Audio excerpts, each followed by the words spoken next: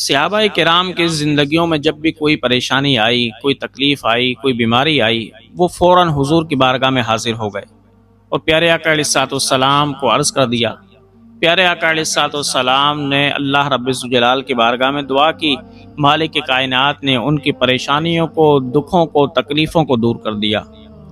یہ صحابہ کا نظریہ تھا کہ پیارے آقا کی بارگاہ میں حاضر ہونا، پیارے آقا سے مانگنا در حقیقت اللہ سے مانگنا ہے، اور پیارے آقا علیہ الصلوۃ والسلام کا دینا در حقیقت اللہ رب الجلال کا دینا ہے۔ حضرت عطا بن ابی رباح رضی اللہ تعالی عنہ فرماتے ہیں کہ میں حضرت عبداللہ ابن عباس رضی اللہ تعالی عنہما کی مجلس میں بیٹھا ہوا تھا۔ حضرت عبداللہ ابن عباس نے مجھ سے کہا کہ اے عطا، کیا میں تجھے جنتی عورت نہ دکھلاؤں؟ تو میں نے کہا کہ ضرور دکھلائیے۔ حضرت عبداللہ نے ایک کالی سی عورت کی طرف اشارہ کیا، کہا کہ یہ جنتی عورت ہے۔ میں نے کہا کہ اے عبداللہ، ابھی تو قیامت بھی قائم نہیں ہوئی اور آپ نے پہلے سے ہی کہہ دیا یہ جنتی عورت ہے، آپ کو کیسے پتہ لگا کہ یہ جنتی عورت ہے؟ حضرت عبداللہ کہنے لگے کہ ایک مرتبہ میں حضور کی مجلس میں بیٹھا ہوا تھا کہ یہ سیاہ فام عورت آئی۔ اس نے حضور سے کہا، یا رسول اللہ، مجھے مرگی کا دورہ پڑتا ہے، جب مجھے دورہ پڑتا ہے تو مجھے اپنے لباس کا خیال نہیں رہتا۔ یا رسول اللہ، اب آپ میرے لیے دعا کریں کہ اللہ میری اس بیماری کو دور کر دے۔ پیارے آقا نے اس عورت سے کہا کہ اگر تو صبر کرے گی تو تیرے لیے فائدہ ہے۔ اس عورت نے کہا، یا رسول اللہ، کیا فائدہ ہے؟ حضور نے فرمایا، اگر صبر کرے گی تیرے لیے جنت ہے۔ یہ عورت کہنے لگی، یا رسول اللہ، چلو زندگی تو چند دن کی ہے، میں صبر کرتی ہوں، لیکن آپ میرے لیے ایک دعا کر دیں فقط۔ میں اس بیماری پر تو صبر کروں گی، لیکن ایک دعا کر دیں۔ وہ دعا یہ کریں کہ جب مجھے مرگی کا دورہ پڑے تو میرا سطر ظاہر نہ ہو۔ پیارے آقا علیہ الصلوۃ والسلام نے اس کے لیے دعا کر دی۔ پھر جب کبھی وہ بیمار ہوتی، اس کو دورہ پڑتا تو وہ بے حال ہو جاتی، لیکن اس کا سطر کبھی بھی نہیں کھلتا تھا۔ یہ پیارے آقا علیہ الصلوۃ والسلام کی دعا کی برکت تھی۔ یوں اس صحابیہ کا بھی یہ عقیدہ تھا کہ پیارے آقا علیہ الصلوۃ والسلام سے مدد مانگنا در حقیقت اللہ رب الجلال سے مدد مانگنا ہے، اور اس صحابیہ کا بھی یہ عقیدہ تھا کہ پیارے آقا علیہ الصلوۃ والسلام جب اللہ رب الجلال کی بارگاہ میں دعا کریں گے تو اللہ رب الجلال اپنے حبیب صلی اللہ علیہ وسلم کی دعا کو رد نہیں کرے گا۔ یہ صحابیہ کا عقیدہ تھا۔ اور پیارے آقا علیہ الصلوۃ والسلام جو توحید سکھانے کے لیے آئے تھے، پیارے آقا نے بھی اس صحابیہ کو منع نہیں کیا کہ اے میری صحابیہ، میں تو صرف نماز کا حکم دینے، روزے کا حکم دینے، زکوٰۃ کا حکم دینے آیا ہوں۔ مانگنا ہے جو تم اللہ سے مانگو، جا کر گھر میں مانگو یا مسجد میں بیٹھ کر مانگو، میرے پاس کیوں آئی ہو؟ نہیں، یہ حضور نے ان کو جھڑکا نہیں، بلکہ اپنے دعائے رحمت اللہ رب الجلال کی بارگاہ میں دراز کر دیے اور یہ بتلا دیا کہ مجھ سے مانگنا در حقیقت عین توحید ہے، مجھ سے مانگنا کوئی کفر و شرک نہیں ہے۔ اسی طریقے سے ایک اور حدیث کے اندر آتا ہے، حضرت عثمان بن حنیف رضی اللہ تعالیٰ عنہ بیان کرتے ہیں کہ ایک مرتبہ ایک نابینا شخص پیارے آقا علیہ الصلوۃ والسلام کی بارگاہ میں حاضر ہوا۔ وہ کہنے لگا، یا رسول اللہ، اللہ سے دعا کریں کہ میری بینائی بحال ہو جائے۔ حضور علیہ الصلوۃ والسلام نے کہا کہ اگر صبر کرو گے تو بہتر ہوگا۔ وہ صحابی بھی کہنے لگا، یا رسول اللہ، کیسے بہتر ہوگا؟ پیارے آقا نے فرمایا، اگر تم اس پر صبر کرو گے تو اللہ رب الجلال تجھے جنت عطا فرمائے گا۔ وہ صحابی کہنے لگا، یا رسول اللہ، جنت تو آپ کے صدقے میں مل ہی جائے گی، آپ فقط میرے لیے دعا کر دیں کہ مالک کائنات میری بینائی کو بحال فرما دے۔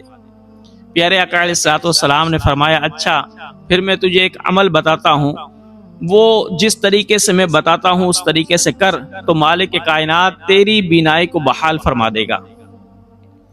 اس صحابی کو پیارے آقا علیہ الصلوۃ والسلام نے عمل بتایا کہ پہلے اچھی طریقے سے جا کر وضو کرو، اور وضو کرنے کے بعد ایک جگہ پر بیٹھ جاؤ اور دعا کرو، اور دعا یوں کرو کہ اللہم انی اسألک واتوجہ الیک بنبیک نبی الرحمت، کہ اے اللہ، میں تجھ سے سوال کرتا ہوں اور تیرے نبی صلی اللہ علیہ وسلم کو تیری بارگاہ میں وسیلہ بناتا ہوں، تیرے نبی کو تیری طرف متوجہ کرتا ہوں، یا مالک الارض میری بینائی کو بحال کر دے۔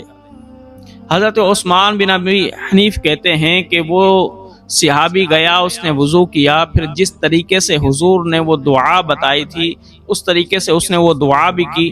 جیسے ہی اس نے دعا مکمل کی، اللہ رب الجلال نے اس کی بینائی کو بحال فرما دیا۔ اللہ اکبر۔ دیکھیے وہ صحابی بھی ڈائریکٹ خود نہ مانگنے گیا اللہ سے، بلکہ اپنے حبیب صلی اللہ علیہ وسلم، اپنے نبی صلی اللہ علیہ وسلم کی بارگاہ میں حاضر ہوا اور دعا کی درخواست کی۔ اس کو بھی معلوم تھا کہ نبی مکرم صلی اللہ علیہ وسلم کی بارگاہ میں عرض کروں گا تو مالک کائنات جلد میری دعا کو قبول فرما لے گا۔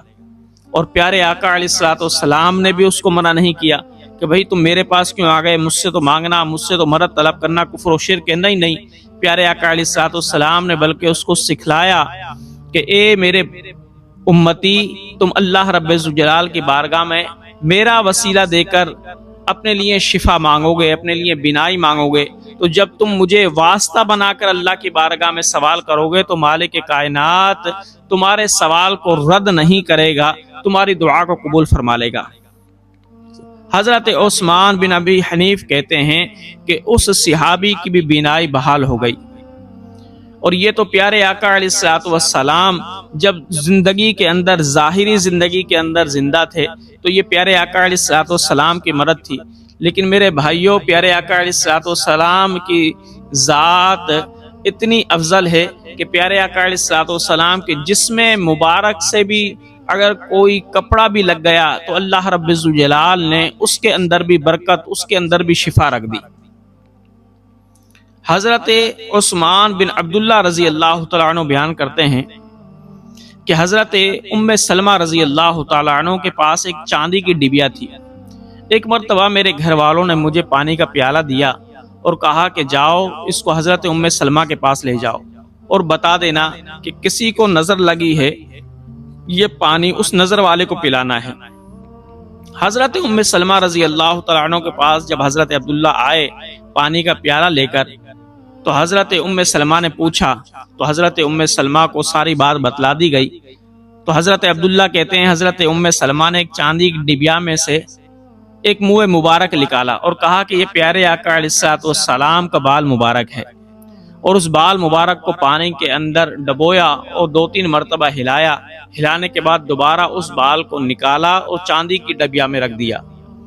حضرت عبداللہ بن عثمان کہتے ہیں کہ جب بھی کوئی بیمار یا کوئی مریض اس پانی کو پیتا اللہ رب الجلال اس کو شفا عطا فرما لیتا۔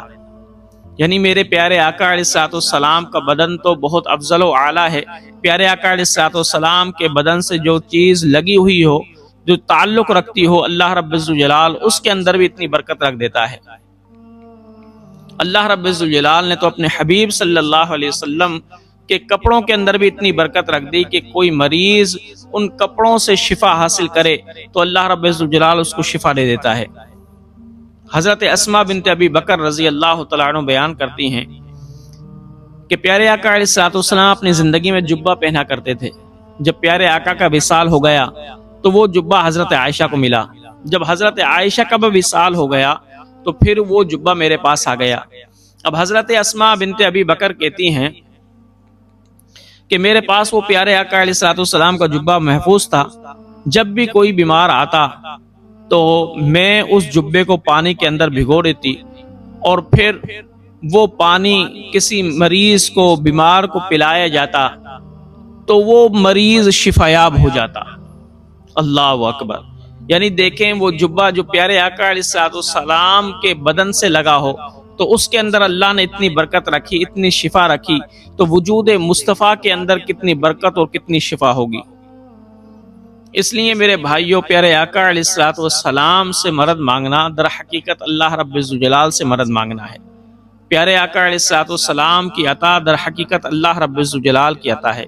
اس لیے اگر کوئی آپ سے کہے کہ پیارے آقا علیہ الصلوۃ والسلام سے مدد نہ مانگو، کفر اور شرک ہے، تو سمجھ جاؤ کہ وہ شخص گمراہ ہے، راہ حق پر نہیں ہے، بلکہ راہ حق پر وہ شخص ہے کہ جو صحابہ کرام کی زندگیوں کو پڑھتا ہے اور ان کے طریق پر چلتا ہے۔